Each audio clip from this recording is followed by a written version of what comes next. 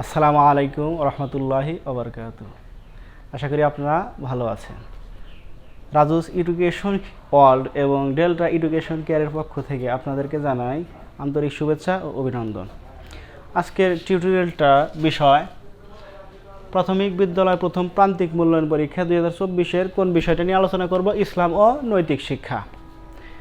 আপনারা জানেন ইসলাম ও নৈতিক শিক্ষা পরীক্ষা আগামী বৃহস্পতিবার, আজকে মঙ্গলবার, আগামী বৃহস্পতিবার ইসলাম ও নৈতিক শিক্ষা। এখন আলোচনা করা হবে সিলেবাস নিয়ে, সিলেবাস ও মানবন্টন নিয়ে আলোচনা করা হবে। এখন সিলেবাসে দেওয়া আছে প্রথম অধ্যায় এবং দ্বিতীয় অধ্যায়, মাত্র 2টা অধ্যায়। ভাইবেন না যে মাত্র 2টা অধ্যায় তাহলে তো সহজ, ঠিক আছে? ওই 2টা অধ্যায় কিন্তু অনেক বড়। এখন 2টা অধ্যায় কী কী পড়তে হবে? পরীক্ষায় ভালো করতে হলে 2টা অধ্যায় প্রথম সুন্দর করে রিডিং করে শেষ করতে হবে।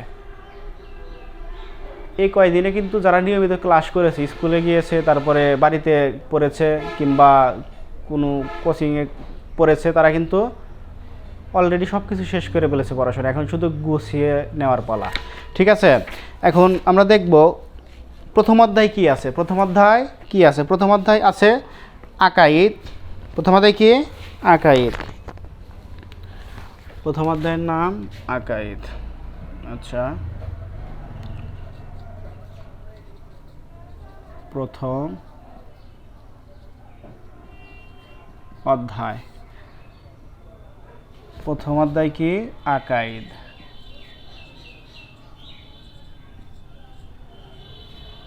আকাইদ মানে কি? বিশ্বাস। এবার দেখুন, এখানে বিস্তারিত কিন্তু আলোচনা আছে, সব কিছুই পড়তে হবে, সব কিছুই পড়তে হবে। এবং অধ্যায়ের শেষে যে প্রশ্নগুলো আছে ওগুলা ভালোভাবে শেষ করতে হবে। অধ্যায়ের শেষের প্রশ্ন পড়তে হবে এবং ভিতরে গুরুত্বপূর্ণ টপিকগুলো মুখস্থ করতে হবে। তাহলে প্রশ্ন ঘুরে ফিরে যেদিক দিয়ে করুক, যেভাবে করুক, উত্তর করা কিন্তু অনেক সহজ হবে। এখন দেখি প্রথম অধ্যায় কী আছে। প্রথম অধ্যায় আছে আল্লাহ তাআলার পরিচয়, আল্লাহ তাআলার গুণাবলী, আল্লাহ সারা বিশ্বের পালনকর্তা, আল্লাহ অতি ক্ষমাশীল, আল্লাহ অতি সহনশীল, আল্লাহ সর্বশ্রোতা, আল্লাহ সর্বদ্রষ্টা, আল্লাহ সর্বশক্তিমান, নবী রাসূলের পরিচয়, আখিরাতের প্রতি ঈমান, কবরে সওয়াল জবাব, কবরে আরাম অথবা আযাব, কিয়ামত, হাসর, মিজান, জান্নাত, জাহান্নাম, আখিরাতে বিশ্বাসের নৈতিক উপকার, একজন মুসলিমের চরিত্র। এটা হলো প্রথম অধ্যায়, ঠিক আছে? বিস্তারিত আলোচনা আছে, এগুলা পড়তে হবে, অলরেডি পড়া শেষ, ঠিক আছে? এখন অধ্যায়ের শেষে, অধ্যায়ের এই যে শেষে দেখুন অনুশীলনী যা আছে এখান থেকে পড়তে হবে। প্রথমে আছে বহু নির্বাচনী প্রশ্ন, সঠিক উত্তরে টিক, সঠিক উত্তরে টিক। পরীক্ষায় এটা কিন্তু এরকমও আসতে পারে, আবার সংক্ষিপ্ত প্রশ্ন আসতে পারে, একদম ছোট প্রশ্ন, এক কথায় উত্তর, ঠিক আছে? দুইভাবেই আসতে পারে, যেটা আসবে ওইটাই পারতে হবে। তারপরে আছে শূন্যস্থান পূরণ। হ্যাঁ, পরীক্ষায় এটা মাস্ট থাকবেই, প্রশ্ন যে দিক দিয়ে আসবে শূন্যস্থান থাকবেই। আর একটা বিষয় থাকতে পারে বাম এবং ডান, বাম পাশ এবং ডান পাশ মিল করতে হবে। আর তারপরে থাকবে সংক্ষিপ্ত প্রশ্ন, তারপরে থাকবে বড় প্রশ্নগুলা, ঠিক আছে?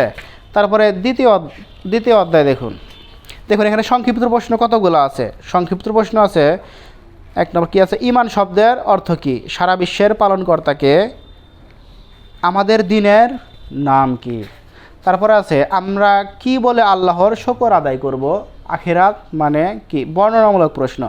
আল্লাহ তাআলা সম্পর্কে জানা ও ঈমান আনার জন্য আমাদের কি কি জানা জরুরি? মুমিন কাকে বলে? ঈমানের ফল কি? সারা বিশ্বের পালনকর্তাকে, তার লালন পালনের একটি বর্ণনা দাও। আল্লাহ তাআলার 5টি গুণের নাম বাংলা অর্থসহ আরবিতে লেখো। আল্লাহ ক্ষমাশীল তা বুঝিয়ে লেখো। তারপরে কি আছে? তারপরে আছে নবী রাসূলগণের শিক্ষার মূল কথাগুলো কি কি? আখিরাত জীবনের গুরুত্বপূর্ণ বিষয়গুলো কি কি? একজন মুসলিমের চরিত্র কেমন হওয়া উচিত এ সম্পর্কে 10টি বাক্য লেখো। এই প্রশ্নগুলো অবশ্যই পড়ে শেষ করতে হবে।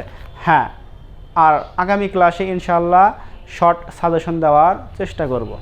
আগে পড়ে শেষ করতে হবে, তারপরে শর্ট সাজেশন। না পড়ে কিন্তু শর্ট সাজেশন ব্যবহার করা যাবে না, তাহলে কি হবে? পরীক্ষা খারাপ হবে। ঠিক আছে, যদি ওখান থেকে যদি না আসে তখন এখন পড়াগোড়া গুছিয়ে নিয়ে পরে গুরুত্বপূর্ণ বিষয়গুলো যদি সাজেশন দেওয়া হয় তাহলে ওখান থেকে আসলে ভালো। তারপরে দেখুন দ্বিতীয় অধ্যায়, অধ্যায় দ্বিতীয়,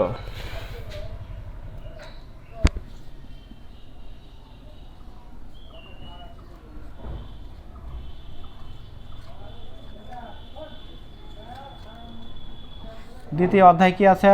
ইবাদত। দ্বিতীয় অধ্যায় কি? ইবাদত। এখান থেকেও পড়তে হবে, ঠিক আছে। এখানে কিন্তু অনেক গুরুত্বপূর্ণ টপিক আছে, আর বেশিরভাগ টপিকই আমাদের জীবনের সাথে জড়িত। আমরা দৈনন্দিন জীবনে যে কাজগুলো করে থাকি ওইগুলাই, ঠিক আছে। এখন দেখো দ্বিতীয় অধ্যায় কি আছে? ইবাদত, পাক পবিত্রতা, সালাত, সালাতের সময়, সালাত আদায়ের নিয়ম, সালাতের আহকাম আরকান, সালাতের ওয়াজিব, মসজিদের আদব, সাওম, জাকাত, হজ, কুরবানি, আকিকা, ব্যবহারিক দোয়া, পরিচ্ছন্নতা, ধর্মীয় অনুশাসন পালনে আন্তরিকতা, সকল ধর্ম ও ধর্মাবলম্বীদের প্রতি শ্রদ্ধাশীল হওয়া। এইগুলা হলো মূল টপিক। দুইটা অধ্যায় সুন্দর করে পড়লে হবে, ঠিক আছে। তারপর দেখো দ্বিতীয় অধ্যায়ের প্রশ্নগুলা। দ্বিতীয় অধ্যায়ের প্রশ্ন প্রথমে ওই আগেরটার মতোই কি থাকবে? বহু নির্বাচনী প্রশ্ন পড়ে শেষ করতে হবে। তারপরে শূন্যস্থান পূরণ, তারপরে ডান বাম, তারপরে থাকবে সংক্ষিপ্ত প্রশ্ন, তারপরে কি থাকবে? রচনামূলক প্রশ্ন। এবার দেখি সংক্ষিপ্ত প্রশ্ন আমরা কিছু আলোচনা করি, এখানে প্রশ্নগুলো শুধু বলি। সংক্ষিপ্ত প্রশ্ন কি আছে? ইবাদত কাকে বলে? আল্লাহ আমাদের কেন সৃষ্টি করেছেন? তারপরে আছে ইসলামের রুকন কয়টি ও কি কি? 5 ওয়াক্ত সালাতের নাম লেখো। সালাতের নিষিদ্ধ সময়গুলো কি কি? মুসাফির কাকে বলে? আহকাম কাকে বলে? আরকান কাকে বলে? সাওম কাকে বলে? সাওমের মাসকে ফজিলতের দিক দিয়ে কয় ভাগে বিভক্ত করা হয়েছে? জাকাত কাকে বলে? হজ কাকে বলে? তারপরে আছে হজের ফরজ কয়টি ও কি কি? কুরবানি কাকে বলে? আকিকা কাকে বলে? এগুলো ছোটো প্রশ্ন। তারপরে বড় প্রশ্ন দেখো, বড় প্রশ্ন আছে 18টা প্রশ্ন আছে কিন্তু বড় প্রশ্ন, ঠিক আছে। 18টা, সমস্যা নেই। সামনে কি আসবে? সাজেশন আছে, ওখান থেকে পড়লে তাও মোটামুটি আশা করা যায় ভালো একটা রেজাল্ট হবে। মোটামুটি একদম কিন্তু পুরা 100তে 100 তা কিন্তু হবে না, ঠিক আছে। যারা পুরাপুরি পড়বে তারা কিন্তু 100তে 100। তারপর দেখো কি আছে? ইবাদতের তাৎপর্য বর্ণনা করো, সালাতের গুরুত্ব বর্ণনা করো, 5 ওয়াক্ত সালাতের সময় বর্ণনা করো, সালাতের ফজিলত ও শিক্ষা বর্ণনা করো, 2 রাকাত ফরজ সালাত আদায়ের নিয়ম লেখো, সালাতের আহকামগুলো লেখো, সালাতের আরকান বলতে কি বোঝো? আরকানগুলো কি কি? সালাতের ওয়াজিবগুলো কি কি? মসজিদের আদবগুলো কি কি? সাওমের গুরুত্ব ও তাৎপর্য সংক্ষেপে লেখো, জাকাতের তাৎপর্য ও শিক্ষা বর্ণনা করো, জাকাতের মাশারিফ কয়টি ও কি কি বর্ণনা করো, হজের গুরুত্ব ও তাৎপর্য লেখো, হজের ফরজগুলো সংক্ষেপে বর্ণনা করো, মুখ, দাঁত, হাত ও পা পরিষ্কার পরিচ্ছন্ন রাখার গুরুত্ব বর্ণনা করো, কুরবানি প্রচলনের সংক্ষিপ্ত ইতিহাস বর্ণনা করো, ধর্মীয় অনুশাসন পালনে নিষ্ঠা ও আন্তরিকতার গুরুত্ব বর্ণনা করো, সকল ধর্ম ও ধর্মাবলম্বীদের প্রতি উদার, সহিষ্ণু ও সহনশীল হওয়ার গুরুত্ব বর্ণনা করো।